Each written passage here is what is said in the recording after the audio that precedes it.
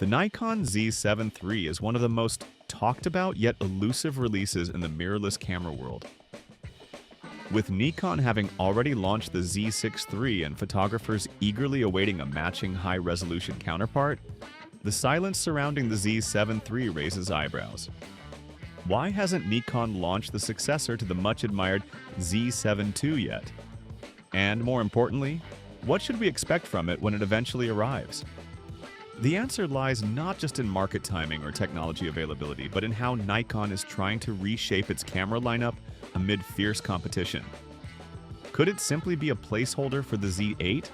Or will the Nikon Z7 III break new ground and justify its space in an already saturated lineup?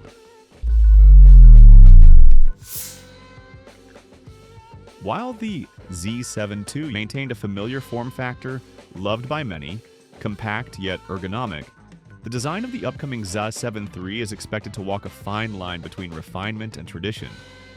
It'll likely retain the solid and weather-sealed magnesium alloy body that's become a staple of Nikon's mirrorless cameras, especially for landscape and studio shooters who value durability.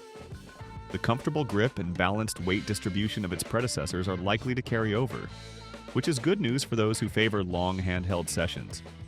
However, whispers of a newly designed EVF could change the experience entirely. Nikon has often trailed behind Sony and Canon in terms of electronic viewfinder performance, and many users expect the Z7 III to finally bridge that gap. A more advanced EVF with higher resolution, better refresh rates, and minimal blackout will be critical, especially given the expectations of high-precision shooters.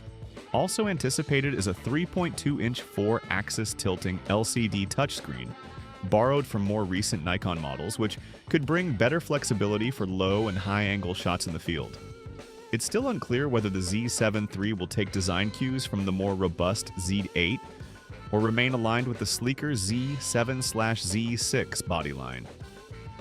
Most speculate it'll strike a middle ground, slightly bulkier to accommodate improved cooling and video performance, but maintaining its lightweight nature to appeal to travel and studio photographers.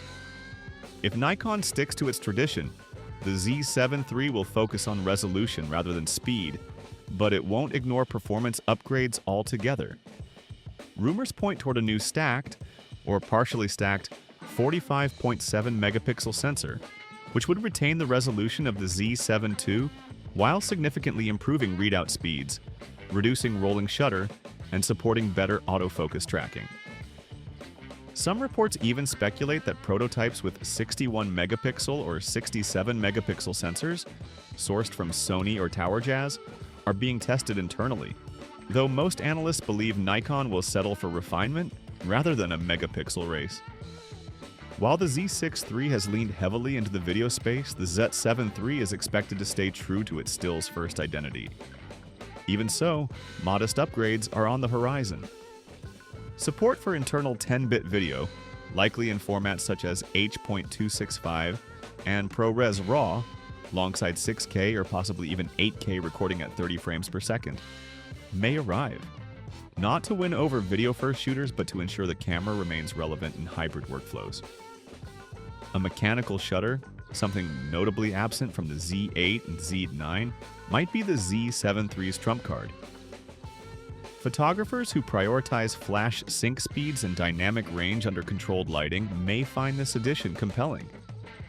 The mechanical shutter could also differentiate it from Nikon's increasingly electronic-forward lineup.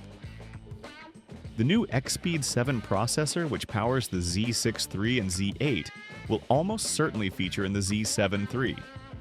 This will enable faster data throughput, more responsive autofocus, including subject recognition and AI-based tracking, and better power efficiency. In terms of burst shooting, while the Z8 reaches up to 30 frames per second in JPEG mode, the Z7 III might top out at a more conservative 10 to 15 frames per second. Fast enough for studio and landscape needs without stepping on the toes of its faster siblings. The Nikon Z7 III won't just be about raw specs, it will represent an intentional shift in Nikon's product segmentation. With so many of its full-frame cameras now hovering around 45 megapixels, Nikon must differentiate the Z7 III through specialization rather than brute force. Expect significant upgrades in in-body image stabilization. The move from 5 stops to 8 stops, seen in the Z6 III, is expected to carry over alongside focus point VR, a feature that selectively stabilizes the image based on the focus point to provide sharper handheld results. Another area poised for improvement is autofocus. The Z7 II's AF system, while competent, lagged behind Sony's real-time tracking and Canon's dual-pixel AF2. The Z7 III should inherit the deep learning subject recognition algorithms from the Z8 and Z6 III, bringing it on par with its peers for face, eye, animal, and vehicle tracking, crucial for modern professional photography. In terms of connectivity, features like 5 GHz Wi-Fi, dual UHS, 2 card slots, and Bluetooth LE are expected to make their way in, ensuring that the Z7 III is not only fast in capturing data, but also in transferring it. These refinements make it a viable tool for both field and studio use. It's still unlikely that the Z7 III will include pixel shift multi-shot capabilities like those seen in the Z8, which can generate 180 megapixel composite images. Nikon seems intent on keeping certain high-end features exclusive to the flagship models. Likewise, the inclusion of 8K video, if it arrives, may be capped or limited by thermal constraints, as the Z7 III will not have the same body size or cooling systems as the Z8. What about pricing? Given Nikon's product strategy, the Z7 III will need to slot neatly between the $2,500 Z6 III and the $4,000 Z8. Most industry watchers expect a launch price between $3,000 and $3,300. This puts it in direct competition with cameras like the Sony A7 R5 and Canon EOS R5. Not an easy crowd to stand out in, but the Z7 III will aim to win favor with users who prioritize detail-rich stills over sheer speed or video supremacy. The Nikon Z7 III isn't just another camera waiting to be released, it's a litmus test for Nikon's future in the mid to high-end mirrorless market. While the company already has the Z8 and Z9 covering the pro end, and the Z6 III appealing to hybrid creators, the Z7 III has to do something else entirely. Revive the high-resolution stills-first ethos in a market that's increasingly video-obsessed.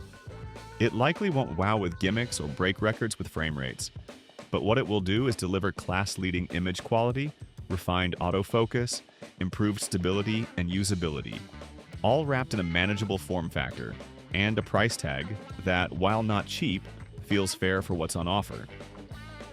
Yes, it's running behind schedule. Yes, the delay might have made some question its necessity. But if Nikon plays it right, the Z7 III will fill a crucial gap in the company's mirrorless roadmap. It'll be a specialist camera, not for everyone, but perfect for those who care deeply about still photography, resolution, and precision. And in a world where many cameras try to do everything, maybe that kind of focus is exactly what makes the Z7 III worth waiting for. What do you think? Write down in the comment below. Subscribe for more content like this. And as always, thanks for watching.